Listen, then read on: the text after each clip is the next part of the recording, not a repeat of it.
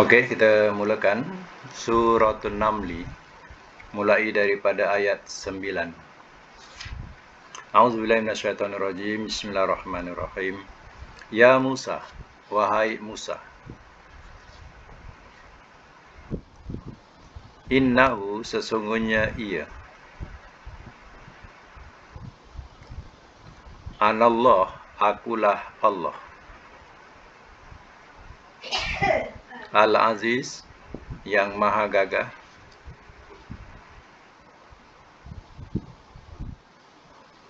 Al-Hakim, lagi maha bijaksana.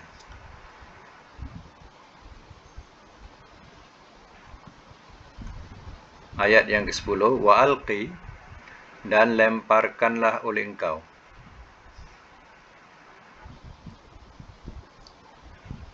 Asoka, akan tongkat engkau.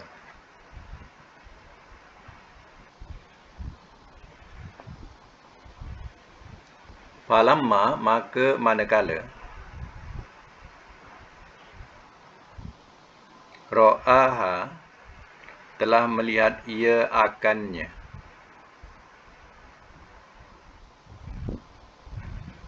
Tahtazu, ia bergerak-gerak.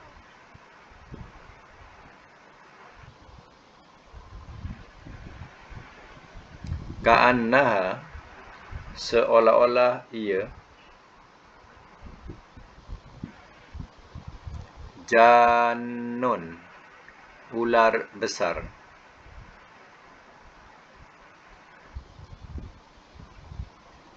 Walla, telah berpaling ia. Mudbiron, membelakang.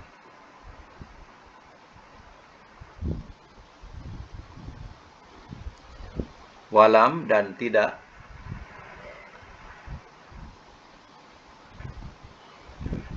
Yu'aqib, ia berbalik. Ia menoleh. Ia menoleh lagi cantik. Dan tidak ia menoleh.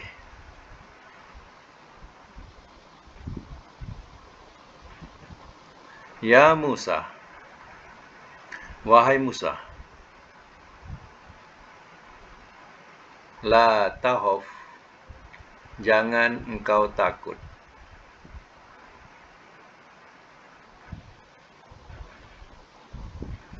Ini sesungguhnya aku.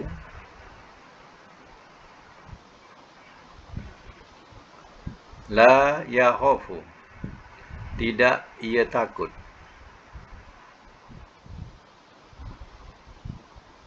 Ladaya, di sisiku.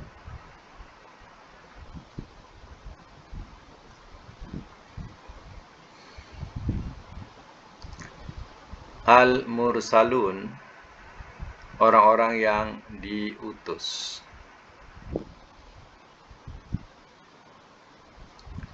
Baik, saya masuk semula ayat 9. Ayat 9 ini berkait dengan ayat sebelumnya, yang mana Nabi Musa daripada negeri Kan'an nak kembali ke Mesir, sebab dia sudah meninggalkan Mesir lebih kurang 10 tahun atau 8 tahun, dan dia kembali ke Mesir dengan membawa isteri. Isterinya ialah anak Nabi Ayub, Nabi Shu'aib, anak Nabi Shu'aib. Jadi sekembalinya dalam perjalanan, dia melihat api. Lalu dia ditinggalkanlah isterinya sekejap jauh daripada api itu. Pada itu, masa itu waktu malam. Jadi didekati api tadi. Semoga dia akan mendapat kebaikan di situ, ataupun dia boleh membawa sedikit api itu untuk jadikan untuk mereka berdiam atau memanaskan badan dengan api itu. Jadi ditinggalkanlah. Sampai dekat kepada api itu, lalu ada seruan. Ya, di situ yang mana ya orang yang berada di api itu adalah orang yang diberkati, dan juga orang yang di sekeliling api itu, yaitu para malaikat. Jadi disitulah Nabi Musa dengar suara. Suaranya lagi, ya Musa, wahai Musa, innahu anallah. Ya, sesungguhnya akulah Allah, Al-Aziz, yang maha gagah, Al-Hakim, lagi maha bijaksana. Jadi Nabi Musa mendengar suara itu tanpa hijab. Ya, biasanya seorang rasul ni, dia dengar suara, ini dia mendapat wahyu itu melalui perantaraan. Contohnya perantaraan Jibril, atau ada inilah biasa perantaraan lah. Tetapi kepada Nabi Musa ini tanpa perantaraan. Ya. Dan kita jangan mentafsirkan Nabi Musa melihat Allah. Tidak. Nabi Musa dapat berkata-kata dengan Allah sebenar-benar perkataan. Ya, dalam ayat lain dikatakan wa kalamallahu Musa taklima. Allah berkata-kata dengan Musa sebenar-benar perkataan. Ya, itu dalil yang menjadikan Nabi Musa disebut sebagai kalam Allah. Ya, Muhammad sallallahu alaihi wasallam. Ya, biasa Musa dikatakan sebagai kalamullah. Ya. Kalamullah ni mana kalam Allah. Macam tu. Ya. Sebab inilah satu nabi yang dapat mendengar langsung suara Allah ini. Tapi ingat, dia tidak hari-hari dapat mendengar suara Allah ni. Hanya pertama kali inilah sahaja saatnya yang dia benar-benar mendengar suara Allah Ta'ala dengan sebenar-benar perkataan. Ya. Hakikatnya kita tak tahu macam mana, tapi itulah yang disebut dalam Quran. Allah mengatakan akulah Allah. Bila dia dekati api itu, ada suara mengatakan akulah Allah. Ya, inilah agaknya penyembah-penyembah api mengatakan bahawa Allah itu adalah jelmaan. Api itu adalah jelmaan Allah. Ya, jadi mereka berdalilkan dengan cerita Musa ini. Musa dekati api, kemudian Musa dengar suara Allah. Jadi orang-orang yang menyembah api ini, inilah dalilnya. Agak dia mengambil daripada dalil ini bahawa api itu adalah jelmaan Allah. Ya, jadi kita jangan terpengaruh dengan tipu daya syaitan ini. Ya, sehingga menyesatkan kita. Dengan cerita ini pun manusia boleh disesatkan oleh syaitan. Ya, sehingga bukan menyembah Allah, tapi menyembah api, memuja api, membesarkan api. Kita jangan terpengaruh dengan hal ini. Kemudian dalam kisah di dekat dengan api ini, wal qiyasaka. Nabi Musa pegang tongkat.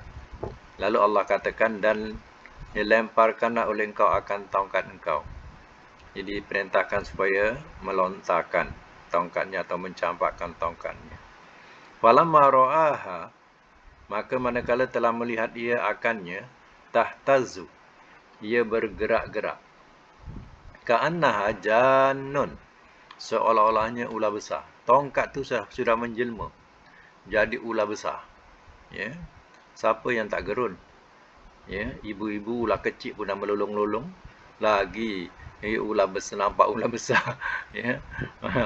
Ya, ular kecil pun dah melolong-lolong, lagi ular besar. Ya. Cuba. Ya, Nabi Musa pun macam tu. Bila tengok tongkat tadi jadi ular besar, Nabi Musa terperanjat. Walla mudbiran, telah berpaling ia membelakang. Mana dia degustan. Dia tak berani mendekati ular itu. Walam yu'aqib, dan tidak ia menoleh. Langsung dia tak menoleh. Takut nak memandang. Ya Musa, wahai Musa, kata Allah, la tahaf, jangan engkau takut. Inni la yakhafu ladayal mursalun, sesungguhnya aku tidak ia takut di sisiku oleh orang-orang yang diutus. Maksudnya, wahai Musa, sesungguhnya orang-orang yang nak jadi utusanku, mereka tidak boleh takut. Tu bahasa dia macam tu. Wahai Musa, orang-orang yang nak jadi utusanku, dia tak boleh takut. Itulah jawapan daripada Allah Ta'ala yang Nabi Musa masih itu takut dengan ular itu. Sama lagi illa, melainkan man orang yang zalama telah zalim ia,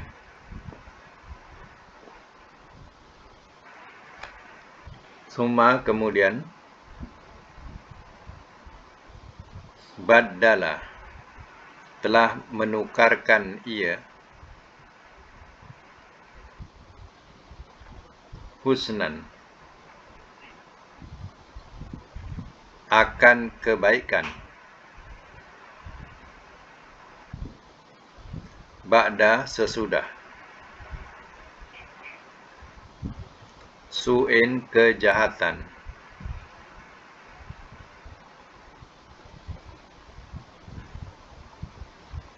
fa inni maka sesungguhnya aku ghafurun amat pengampun,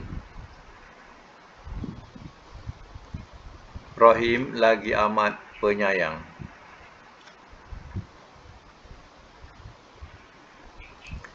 Semak semula. Illa melainkan man zalama orang yang telah zalim ia. Mana orang yang zalim atau berlaku zalim, badala husnan ba'da su'in, kemudian telah menukarkan ia akan kebaikan sesudah kejahatan. Mana orang-orang yang berlaku zalim ini, kemudian dia jadi baik, sesudah dia dulunya jahat, dia tukar kejahatan itu dengan kebaikan.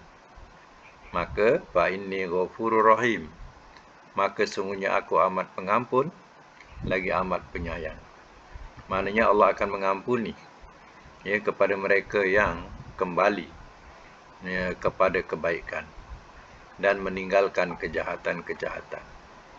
Allah bersifat pengampun dan Allah bersifat juga penyayang, sebab kesempatan di dunia ini bukan 2 kali. Kesempatan di dunia sekali. Kalau peluang taubat tidak diambil, maka habislah. Maknanya apa yang nak dikemukakan di depan Allah Ta'ala. Sebab itu Allah amat penyayang kepada mereka yang mau mengambil kesempatan taubat itu. Sebab Allah memberikan kesempatan di dunia hanya sekali. Sekali dia tak beriman, sekali dia tak bertaubat, bermakna terlepaslah peluang itu. Maka kehidupan akhirat mereka akan menjumpai suatu kerugian yang amat besar. Sebab itu inilah keistimewaan kalau mereka yang dulunya zalim, aniaya, tapi kemudian jadi orang yang baik, orang yang benar-benar ikhlas kembali kepada Allah. Peluang dia adalah cerah di sisi Allah Ta'ala. Baik, sambung ayat yang ke-12. Wa adkhil, dan masukkanlah oleh engkau yadaka akan tangan engkau fi jaibika dalam poket engkau,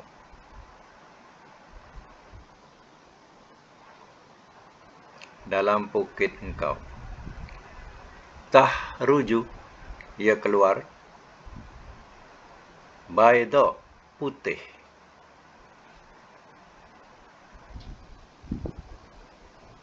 min ghairi su'in, bukan kerana sakit. Min ghairi su'in, bukan kerana sakit. Fi pada tis'in, 9 ayatin, tanda-tanda. Bracket mukjizat.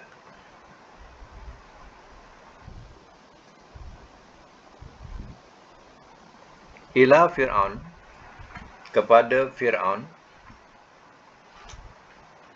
wa qaumihi, dan kaumnya.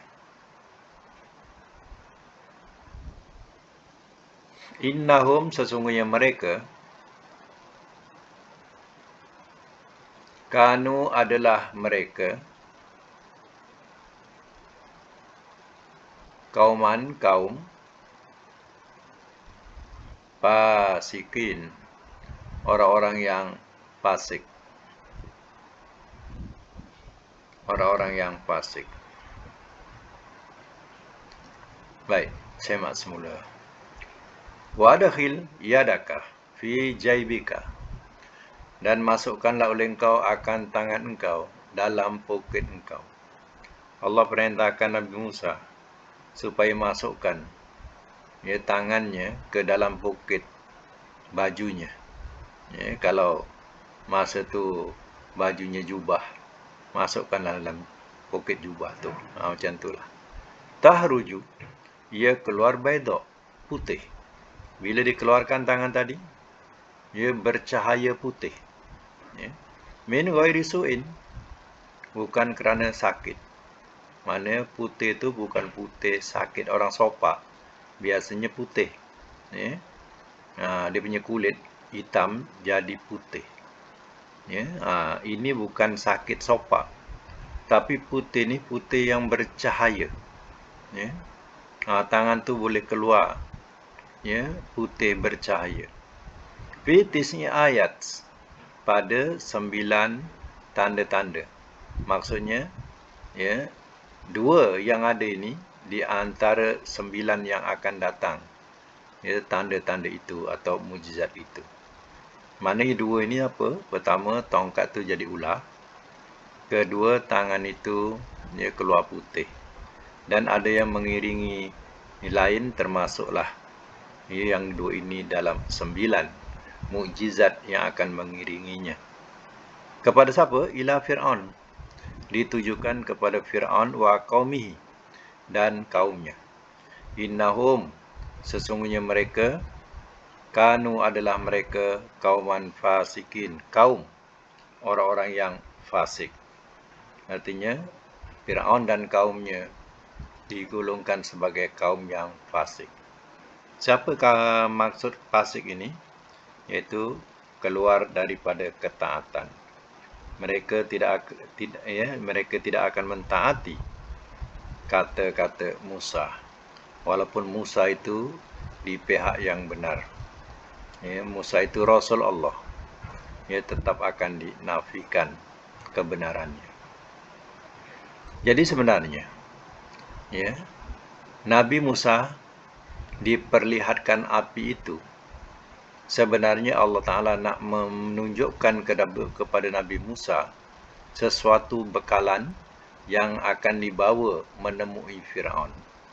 Kalau dia tidak ada sesuatu kekuatan untuk berjumpa dengan Fir'aun, Nabi Musa akan disembelih. Nabi Musa akan dibunuh oleh orang-orang Fir'aun. Sebab Nabi Musa adalah orang yang dicari-cari. Kerana Nabi Musa dituduh membunuh kaum Fir'aun. Sebab itu Nabi Musa lari ke Kan'an untuk menyelamatkan diri. Sebab dia diburu dan untuk ditangkap. Ini pula nak kembali semula menyerah. Memang disembelihlah oleh Fir'aun. Sebab itu Allah bekali sesuatu yang luar biasa untuk menghadapi Fir'aun dan kaumnya. Itu tujuan Allah Ta'ala memperlihatkan api itu, untuk memberikan sesuatu mesej kepada Nabi Musa. Dia tetap Rasul dan tetap akan menyampaikan risalahnya. Sebab Nabi Musa diutus untuk Fir'aun dan kaumnya. Jadi itulah, Nabi Musa perlu kuat. Nabi Musa tidak boleh takut untuk menghadapi kekejaman Fir'aun ini. Ya. Walaupun Fir'aun ini dianggap sebagai bapa angkat dia. Sebabnya apa? Ya. Nabi Musa besar di istana Fir'aun. Ya. Tapi ya, Fir'aun sudah jauh menyimpang daripada kebenaran, sehingga menganggap dirinya sebagai Tuhan. Ya. Bukan main-main. Ya, dan mengiktirafkan dirinya sebagai Tuhan. Baik, sambung lagi ayat yang ke-13. Falamma, maka manakala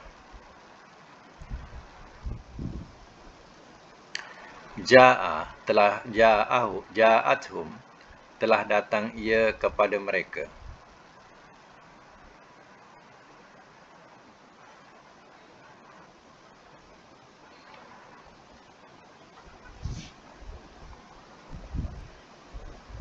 Ayatuna, ayat-ayat kami.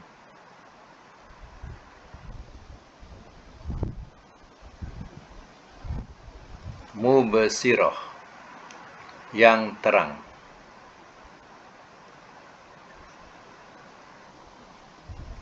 Qalu, telah berkata mereka. Haza, ini. Sihrun, sihir. Mubin, yang terang.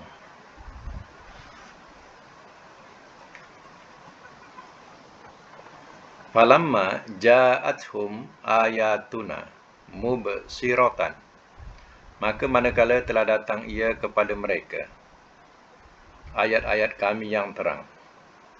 Apa maksud ya ayat-ayat kami? Maknanya ya mukjizat-mukjizat yang ditunjukkan oleh Musa dah sampai dah. Mana ringkasnya? Ya, Nabi Musa dah jumpa Fir'aun, dah ditunjukkan bukti kerasulannya dengan menunjukkan tongkatnya jadi ular, tangannya bercahaya. Ya, apa kata mereka? Qalu, telah berkata mereka, haza sihrum mubin, ini sihir yang terang. Dituduhnya lah ya Nabi Musa itu bawa sihir. Ya, tak kiralah dituduh bawa sihir, tapi Fir'aun sebenarnya dah kecut, takut. Ya, bila melihat ular besar itu, dia takut. Ya, kalau ya dia bunuh Musa, ular tu pula patuk belit si Fir'aun, mati Fir'aun. Jadi dia pun takut. Sebab itu dia tidak apa-apakan Musa, ya, kerana Musa ya ada sesuatu yang ya dianggap oleh mereka benda pelik. Ya, tapi mereka tuduh sebagai sihir. Ya. Tapi sebenarnya Fir'aun sudah takut ya dengan kepandaian Musa itu. Ya. Baik, sambung lagi ayat yang ke-14 ya. Wajahadu, dan telah mengingkari mereka.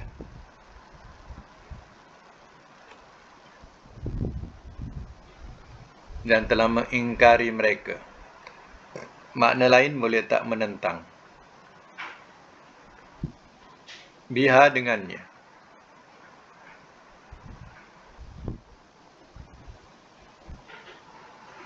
Wastaiqonatha, dan telah menjadi yakin ia akannya. Dan telah menjadi yakin ia akannya.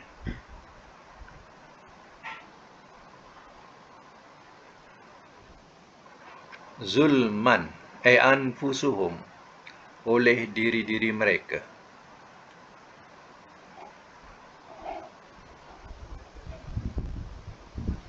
Zulman,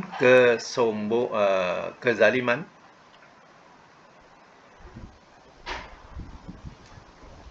Wa uluan, dan kesombongan.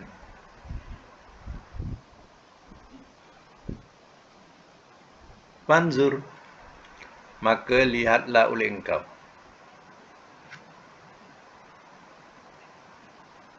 Kaifa bagaimana? Kana adalah ia.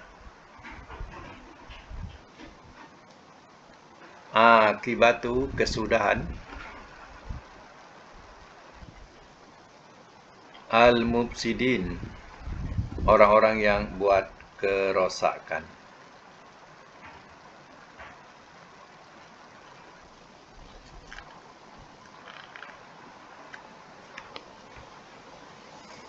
Baik.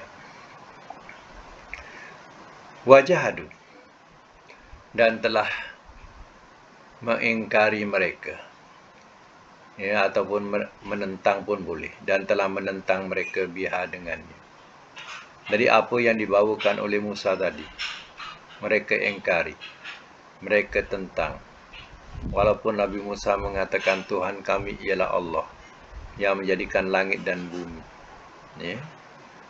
Wastaiqonatha anfusuhum, dan telah menjadi yakin ia akannya oleh diri-diri mereka. Maksudnya, ya, hati-hati mereka ni sebenarnya yakin, ya, dengan kebenaran yang dibawa oleh Musa itu. Ya, hatinya tu, ya, merasa yakin. Tapi apa? Zulman wa uluan. Kerana sifat zalim dan sombongnya, kesombongannya, itu yang dia menolak kebenaran yang ada. Ya. Walaupun dirinya meyakini kebenaran Musa, tapi sifat ego dia, ya, zalim dia dan kesombongan dia, dia tolak kebenaran Musa. Ya, apakah rugi kalau seandainya Firaun ini menerima kerasulan Nabi Musa alaihissalam? Ya, kalau Firaun, ya, menerima kerasulan Musa atau dia pun beriman, bukan dia rugi, dia tambah masyhur. Nabi Musa tak nak jadi raja. Ya. Kalau dia sebagai raja dia sudah, ya, jadi orang mukmin yang beriman, ya, sudah tentu kedudukannya lagi besar, lagi tinggi. Ya. Tapi kerana kezaliman dan kesombongan menghalang dirinya untuk mengakui kebenaran Musa tadi, walaupun hatinya yakin. Fanzur, maka lihatlah oleh engkau, kaifa kana akibatul mufsidin, bagaimana adalah ia kesudahan orang-orang yang buat kerosakan. Akhirnya apa jadi kepada orang-orang yang buat kerosakan ini, iaitu Firaun dan orang-orangnya? Akhirnya Allah benamkan kesudahannya dalam lautan. Ya, tinggal segala kesenangan, kemewahan, ya, mati, ditenggelamkan dalam lautan. Inilah sesuatu yang kadang tidak terfikir oleh kita. Nabi Musa tergolong Bani Israel. Apa kekuatan Bani Israel? Bani Israel ini adalah hamba abdi kepada bangsa Kipti. Firaun tu bangsa Kipti. Ya, jadi hamba abdi. Apa ada kekuatan kepada Bani Israel? Tak ada. Ya, pendek kata, ya, Bani Israel ini diibaratkan mentimun. Ya, Firaun ini diibaratkan durian. Melawan ke tak melawan, tetap akan hancur, ya, timun ini. Ya. Jadi, ya, mana sangka, ya, Allah nak lenyapkan Firaun dan orang-orangnya sekelip mata saja, dibenamkan dalam lautan, habis. Ya. Kalau nak memerangi, belum tentu boleh menang. Ya, dengan apa cara akal yang kita nak buat pun belum tentu boleh Bani Israel itu menang. Tapi tengok rencana Allah Ta'ala yang kita tidak ketahui. Ya. Senang saja. Kau kejar Musa. Kejar, ya, sampai lautan, Allah buka lautan tu.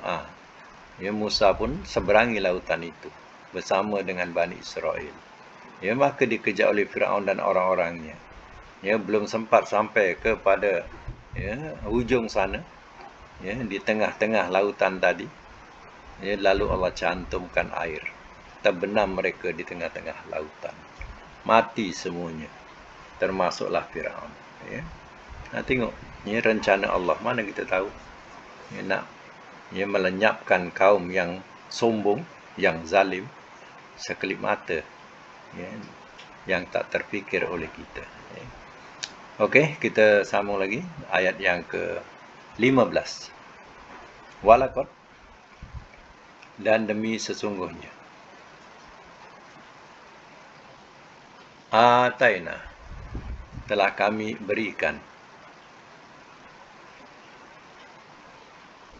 Dawuda, akan Daud, wa Sulaiman, dan Sulaiman, ilman, akan ilmu,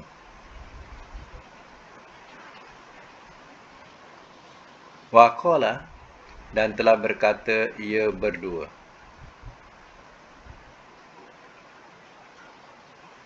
Alhamdulillah, segala puji bagi Allah,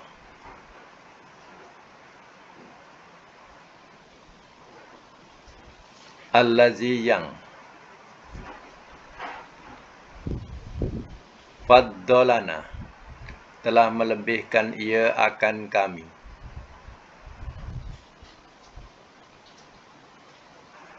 telah melebihkan ia akan kami, ala kathirin, atas kebanyakan, min ibadihi, daripada hamba-hambanya, al-mu'minin, orang-orang yang beriman.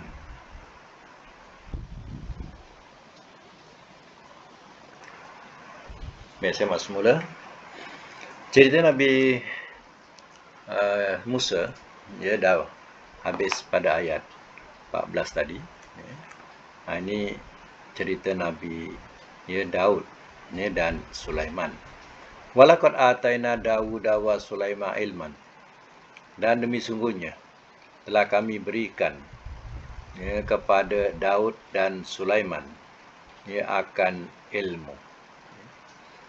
Maknanya Allah telah memberikan dua beranak ni, Sulaiman bin Daud.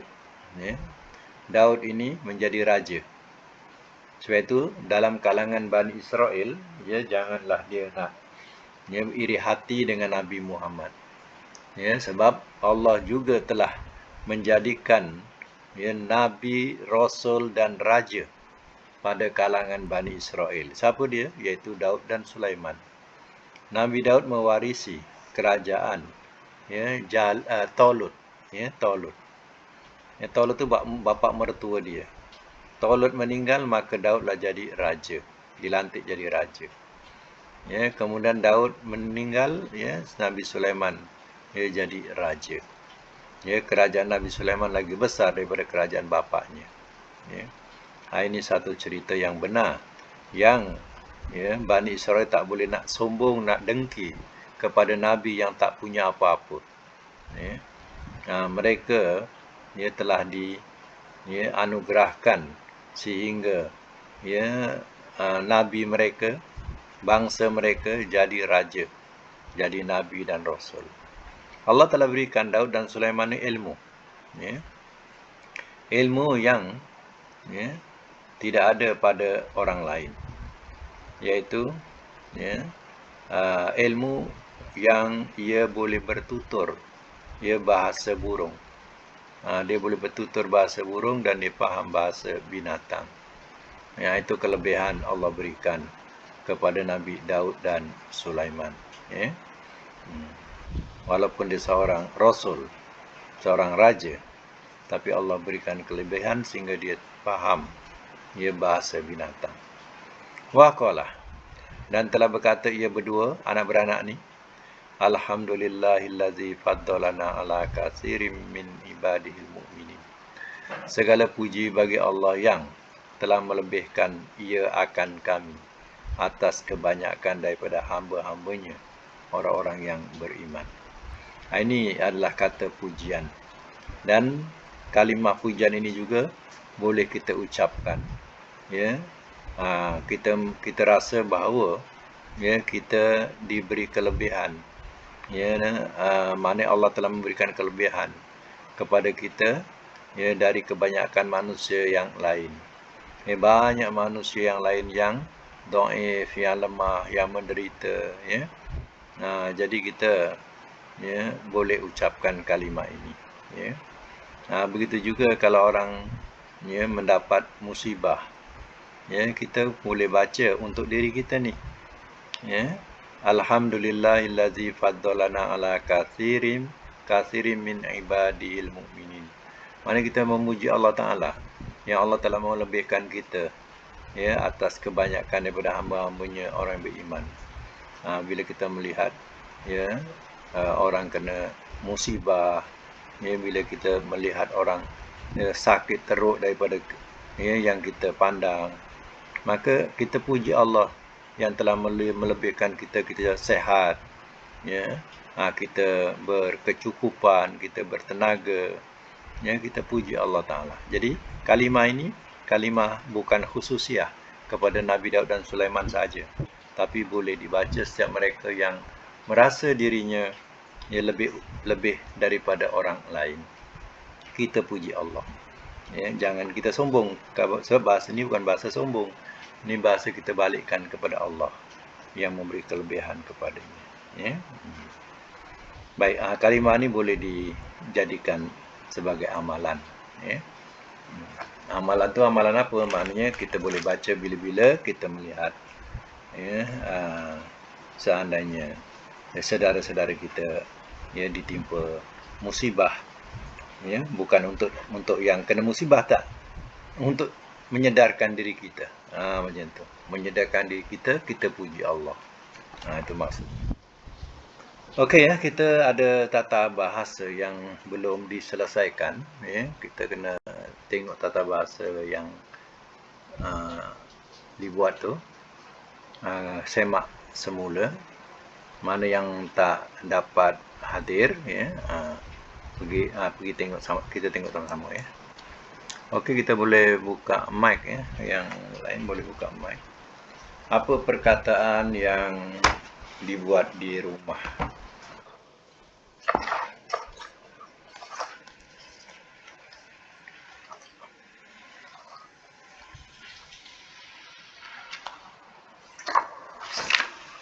Apa perkataan dia? Khasira. Khasira ke hasyara? Khasira, okey. 1, 2. Amila. 3.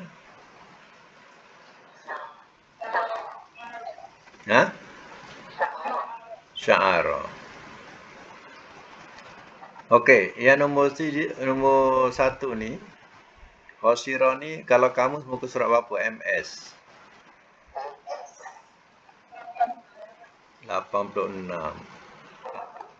Amila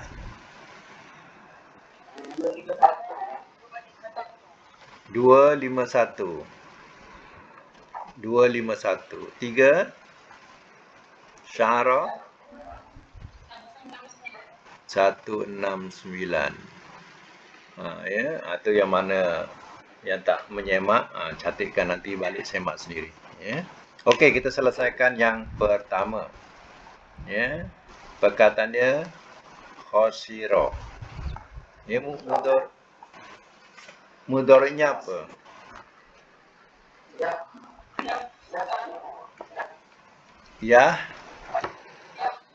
Yahsyaru. Ada yahsi, yahsa. Mana ni? Ini kok kamus ya? Ini bukan mawai.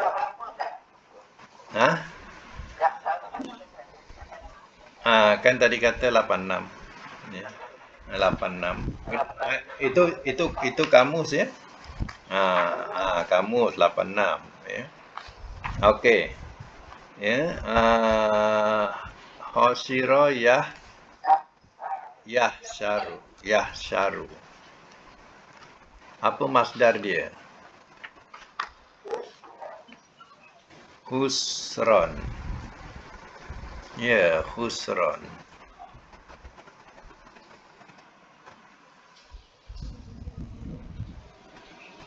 Maknanya rugi ya. Okey. Sekarang 1, 2, 3 dah ada. Mana madhi mudhari masdar dah ada. Kita tinggal nak sambung sendiri amar dan nahi. Apa amar? Yahsharu. Ihsyar. Nahi la tahsyar. Isim fa'il khasirun. Isim maf'ul mahsyurun. Mahsyurun. Makan mahsyarun. Zaman mahsyarun. Alat mihsyarun. Mihsyarun. Tafdil ahsaru. Ahsaru. Mubalaghah khassarun. Madi majhul khusira. Mudhari majhul yuhsaru. Yuhsaru. Ya, yuhsaru. Dia ikut ma'ruf. Ma'rufnya yahshiru. Dia yuhsharu. Yahsharu, yuhsharu. Madi majhul depan bawah barisnya. Mudhari majhul depan atas. Itu tanda penting tu. Madi majhul depan bawah. Mudhari majhul depan atas. Amar nahi ikut mudhari. Okey, nombor 1, nombor 2 amila. Mudhari'nya ya'malu. Masdarnya amalan. Amalan. Ya. Amila ya'malu amalan. Amalan. Ya. Fi'il amar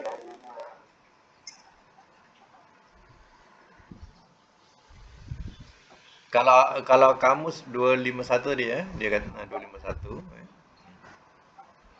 Okey, amar apa? Ya'malu. I'mal. Nahi la ta'mal. Isim fa'il amilun. Isim maf'ul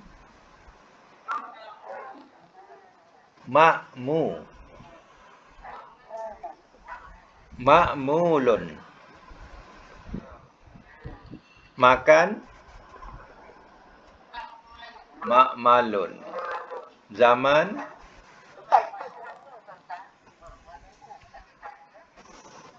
mim ain mim lam.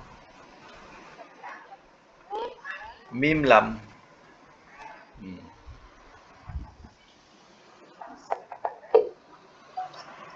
Makan zaman sama. Ma'malun ya.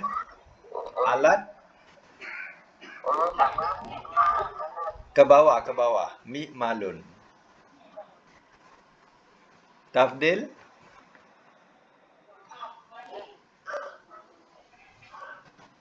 a'malu. Mubalaghah ammalun. Madi majhul. Mana boleh baris depan? Akhir. Madi. Umila. Jangan bunyi lu. Umilu pula. Umila. Mudhari' majhul yu'malu. Okey. Ya, sekarang ni yang ketiga. Yang ketiga sya'ara. Ya. Mudhari'nya apa sya'ara? Oh, 169, okey. Ya. Sya'ara. Mudhari'nya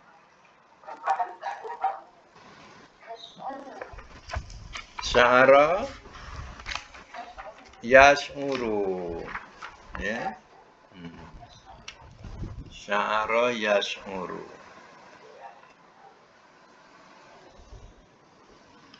Masdarnya apa?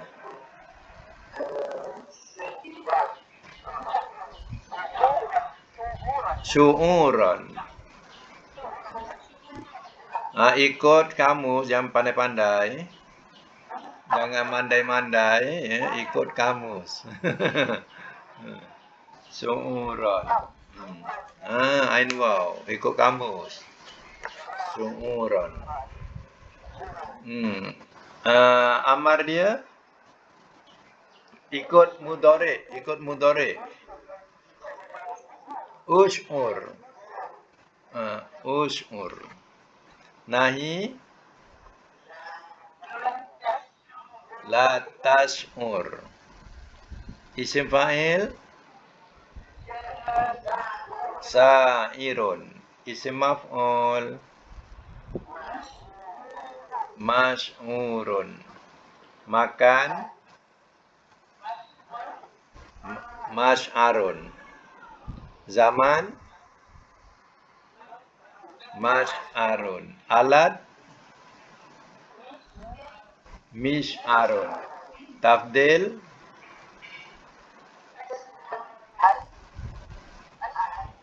ash'aru. Mubalaghah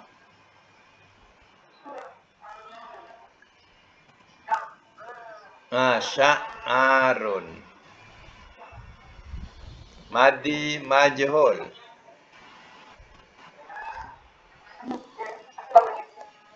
su'ira.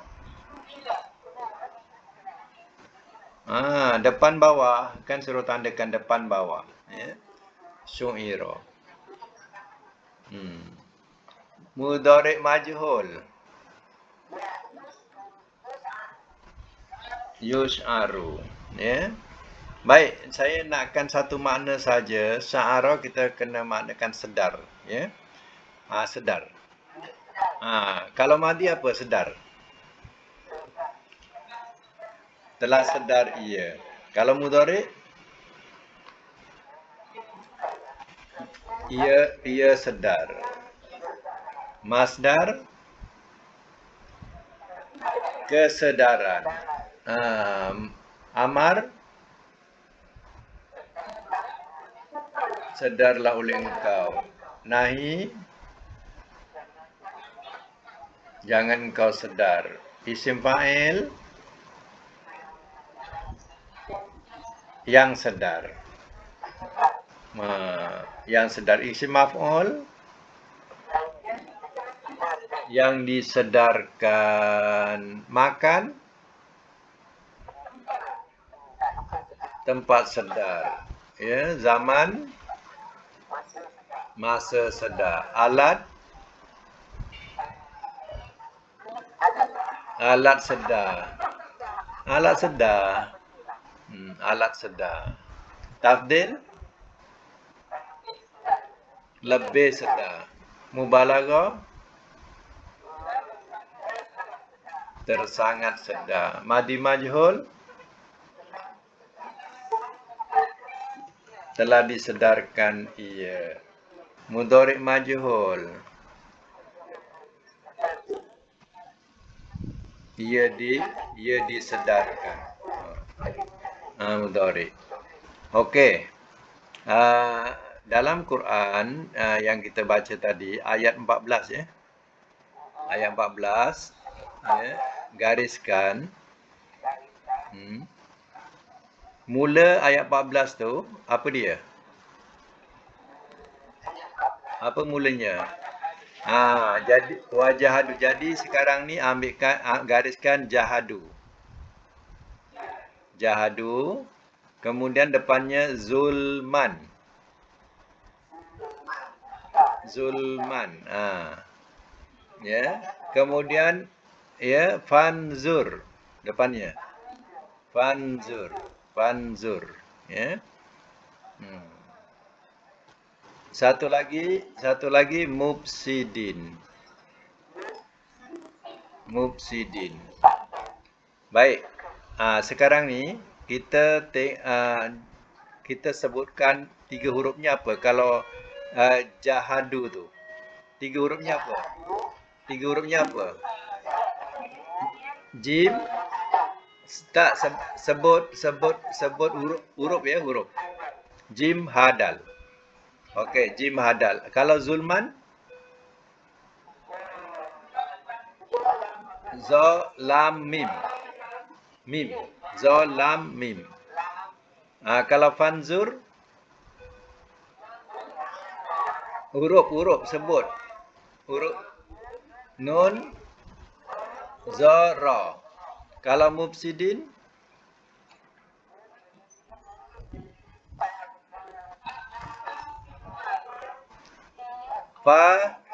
Fasindal.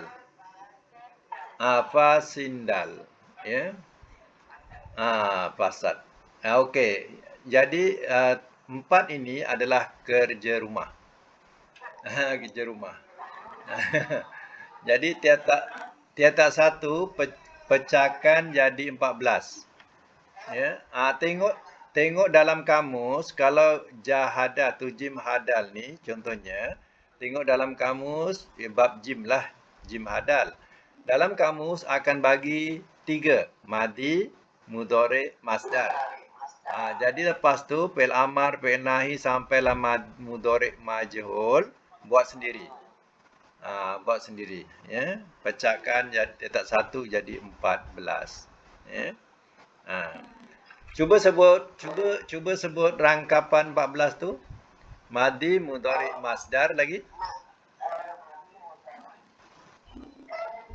Madi, mudhari, masdar lagi. Amar, nahi. Lagi.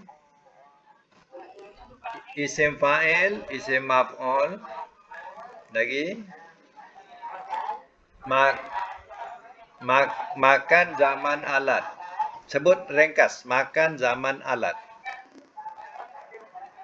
Macam tu. Kemudian tabdil mubalaghah.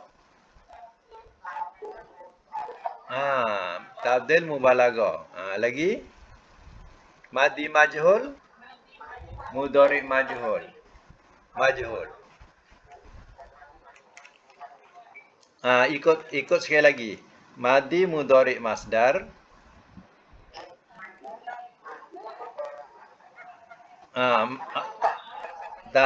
Baik semula. Madi mudhari masdar. Amar nahi. Isim fa'il, isim maf'ul. Makan zaman alat. Tabdil mubalaghah. Madi majhul, mudhari majhul. Mahirkan tu. Penting sangat tu. Ya. Nak belajar agama curuk mana pun, kena kuat pelajaran sorof ni. Ya. Kena tahu. Ya. Ada 14 je. Jadi dalam kamus dia bagi 3 saja. Madi, mudhari, masdar. Yang lain itu kita kena buat sendiri. Kita pecahkan sendiri. Okey. Jangan lupa maknanya kena sesuaikan dengan kalimah tu. Kalau amar dengan makna amar, kalau nahi dengan makna nahi, ya. Okey, sekadar itu dulu, insya-Allah kita sambung semua. Alhamdulillah, mudah-mudahan ya berkat apa yang kita pelajari ini, insya-Allah.